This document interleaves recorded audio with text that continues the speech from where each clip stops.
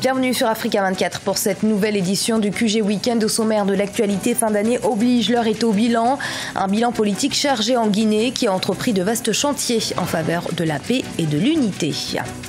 Au Burkina Faso, cette année 2016 aura été marquée par la politique économique dynamique des autorités qui ont initié le programme national de développement économique et social. Et fin du sommet extraordinaire de la CEMAC dans un contexte économique délicat. Le franc CFA ne sera finalement pas dévalué, mais chaque pays devra entreprendre un ajustement structurel rigoureux. En ce 25 décembre, et à quelques jours de la fin de l'année 2016, l'heure est donc au bilan. Et en Guinée, l'année 2016 aura été chargée par des tristes nouvelles, comme les décès de personnalités politiques, à l'instar de l'ancien Premier ministre Jean-Marie Doré, mais aussi par des actions fortes en faveur de la cohésion et du vivre ensemble. Le dialogue politique a en effet repris et une semaine de la citoyenneté a été instaurée. Reportage Emmanuel Milimono. Entre tristesse, joie et sursaut national, la Guinée a connu une année 2016 pleine de rebondissements. Le 7 janvier 2016, Georges Gandhi Faragay Tunkara, un des candidats malheureux à la présidentielle d'octobre 2015, succombe à une crise cardiaque à Conakry.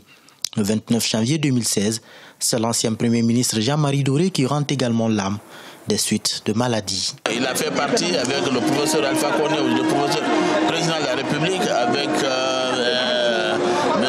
Siradou Diallo, avec Mamadou, le quatrion qui a animé la vie politique guinéenne et qui est à l'origine du processus de démocratisation. Cette année, la commission provisoire de réflexion sur la réconciliation nationale a bouclé son rapport de consultation.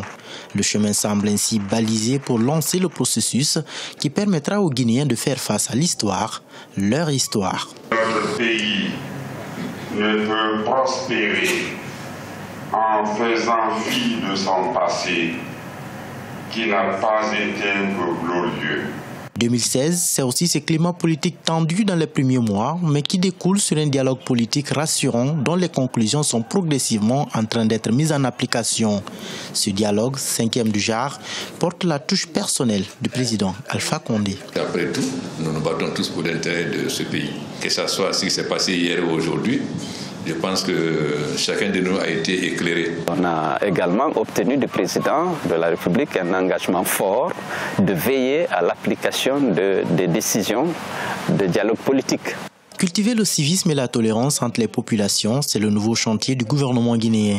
Chaque année désormais, il lui sera consacré une semaine du mois de novembre, dénommée Semaine nationale de la citoyenneté. 2016 est également l'année à laquelle le dossier des massacres du 28 septembre 2009 a connu ses plus beaux rebondissements. Le commandant Toumba Diakité, arrêté à Dakar, est l'un des acteurs clés de ce procès qui se prépare. Toujours en Guinée, le bilan économique aura été lourdement fragilisé par l'épidémie d'Ebola. L'heure est donc à la reconstruction. Le pays vise une croissance de 5% à la fin de cette année. Plusieurs chantiers ont été lancés en ce sens, notamment dans le secteur minier, maritime, mais aussi en faveur d'une connexion Internet inclusive. Reportage de notre correspondant Emmanuel Milimono. En Guinée, l'économie est à reconstruire. Sur les ruines de l'épidémie d'Ebola, les autorités tentent de remettre le secteur sur les rails. En pleine crise d'Ebola, les indicateurs économiques étaient au rouge, mais les perspectives, selon le Fonds monétaire international, tablent sur une reprise de la croissance à 5% en fin 2016. Une croissance qui reposera essentiellement sur le secteur minier qui connaît un réel boom ces derniers mois. Aujourd'hui, nous avons des engagements concrets d'investissement qui vont au-delà de 2 milliards de dollars. Nous prévoyons plus de 10 000 emplois qui seront créés dans les prochaines années grâce à ces investissements-là. Si cet engouement noté dans le secteur minier devrait booster l'économie et multiplier le PIB du pays par 10, le déploiement de la fibre optique permettra d'aller encore plus loin. C'est au total 238 millions de dollars d'investissement pour couvrir l'ensemble du territoire national sur 4000 km. Il s'agit de ramener dans les villages, dans les villes, à la campagne, la communication à haut débit et à moindre coût. L'économie maritime n'est pas un reste des performances du pays. Retirée de la liste noire de l'Union européenne, la Guinée veut revenir en force sur le marché international. Le marché européen est extrêmement vaste et que tous ces pays soient ouverts à l'exportation des produits halieutiques guinéens, c'est un avantage certain pour nos artisans dans le secteur de la pêche et que cela va permettre d'aller engranger de revenus qui pourront permettre de développer le secteur. Si l'économie guinéenne est en cours de reconstruction, les efforts du gouvernement se heurtent cependant à des pratiques parfois peu orthodoxes. La passation des marchés publics a été entachée ces dernières années de corruption, une corruption reconnue en Conseil des ministres il y a quelques mois. L'Agence nationale de lutte contre la corruption a fait état d'une perte de 50 millions d'euros par an due à ces pratiques. À partir du mois de janvier 2017, tout travailleur en grève ne sera pas payé au Tchad. Un durcissement de ton qui intervient alors que les travailleurs sont en grève pour protester contre le retard dans le paiement des arriérés de salaire et la réduction des indemnités de fonctionnaires. Un mouvement de grève qui paralyse l'administration tchadienne depuis près de 4 mois maintenant. Le service minimum dans les secteurs comme celui de la santé a été rétabli, mais les syndicats n'entendent pas plier pour autant. Un débat parlementaire qui devrait s'ouvrir très prochainement doit permettre de trouver un accord entre le gouvernement et les centrales syndicales. Au Burkina Faso, c'est un bilan économique que notre correspondant vous livre. Et pour cause, le développement économique et social est la priorité des nouvelles autorités. Il sera établi à travers le programme national de développement économique et social. Il doit permettre à terme au Burkina Faso de renouer avec la croissance et ainsi améliorer les conditions de vie des populations. Reportage Jean-Paul Ouedraogo. Depuis l'accession au pouvoir du président Roch Kaboré, le Burkina Faso a quasiment tout misé sur le développement économique et social, lequel développement passe obligatoirement par un engagement conséquent et professionnel au plus haut niveau et par l'implication des populations. Ainsi, l'année 2016 aura été une année décisive pour l'économie burkinabé. Parmi la vingtaine de faits marquants qui ont cristallisé les attentions, les rencontres d'affaires, les accords de financement et la conférence de Paris sur son nouveau référentiel de développement qu'est le PN2ES.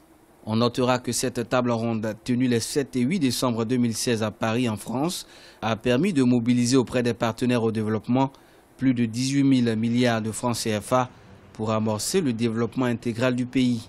3 défis principaux ont été mis en évidence pour assurer la transformation structurelle de l'économie burkinabé.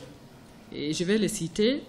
C'est le défi de la bonne gouvernance et de l'amélioration de la qualité des institutions, le défi de la disponibilité et de l'employabilité de ressources humaines adaptées aux besoins de transformation structurelle de l'économie nationale et le défi du développement des bases productives et de la compétitivité des secteurs de production et de transformation des produits nationaux pour un développement industriel durable et générateur d'emplois. Plusieurs autres faits d'actualité non moins importants sont à inscrire de plus au nombre des activités qui, durant 2016, ont contribué à remettre l'économie du pays sur les rails.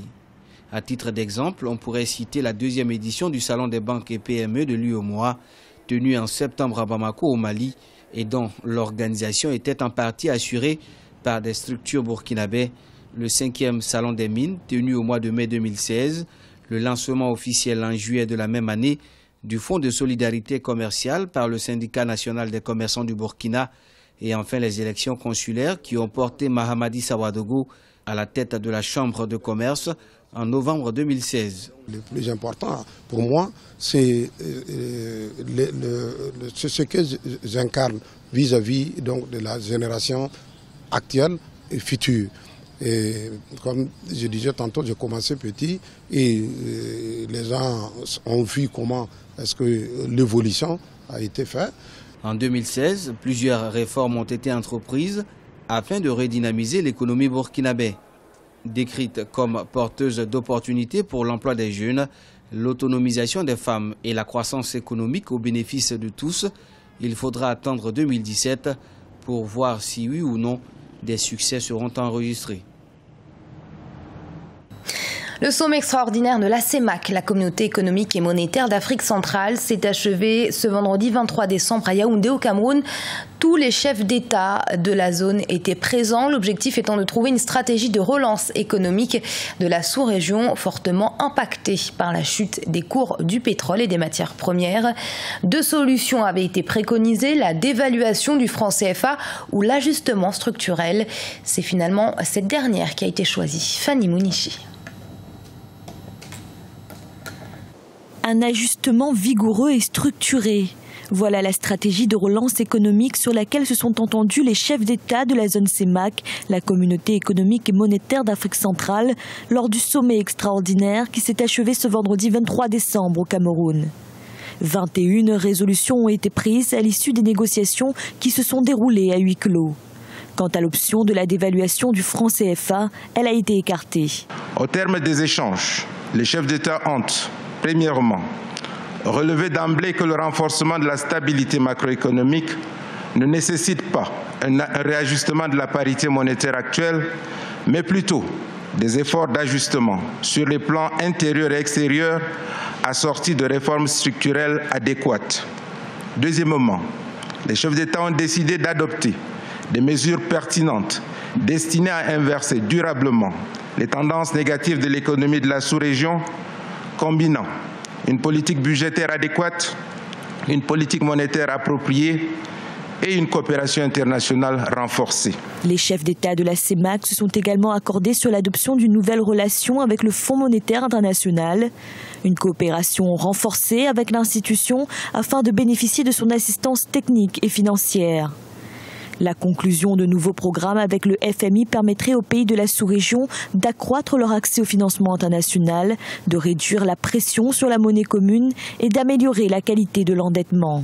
Les chefs d'État ont décidé d'ouvrir et de conclure à brève échéance des négociations bilatérales avec le Fonds monétaire international pour mieux structurer les efforts d'ajustement de leurs États, les accompagner vers une sortie de crise et les aider à mettre en place les conditions d'une relance vertueuse et durable de leurs économies. Selon la Banque des États de l'Afrique centrale, la croissance du produit intérieur brut dans la zone ne devrait pas dépasser 1% en 2016 contre 2,4% en 2015. D'où la nécessité de ces ajustements structurels à court terme, même si, à moyen terme, se profile pour les pays de la zone CEMAC un changement de cap de la gestion macroéconomique. Et ce journal a été réalisé par l'ensemble de la rédaction. Merci de l'avoir suivi. Restez sur Africa 24. Dans un instant, une nouvelle édition de l'information.